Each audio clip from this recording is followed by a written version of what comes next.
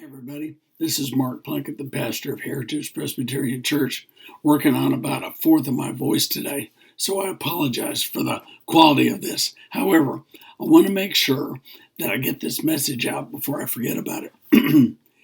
In the Gospel of Matthew, he talks about, and he pretty much gives almost line for line, the words from the Sermon on the Mount, what we know as the Beatitudes.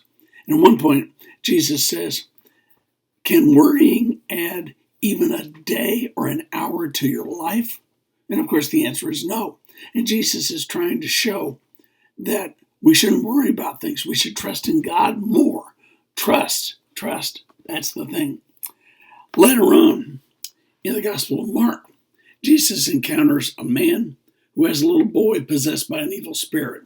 And the spirit has been in this boy since this boy was very, very little. And so the man says to Jesus, if you can do anything, take pity on us and help us. And Jesus says, if you can, everything is possible for those who believe. And the boy's father says, I do believe. Help my unbelief.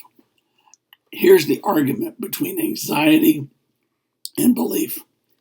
I can believe forever and for always, but I can't always get my mind to do it. I can't always fully engage in it.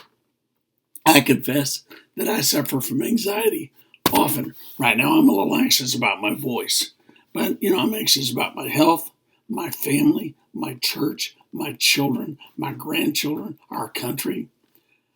I can't do a lot about a lot of those things, so I should seriously just say, Jesus, help us with this.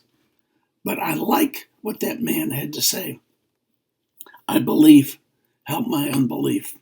I think what he's really saying is, I do believe, Jesus.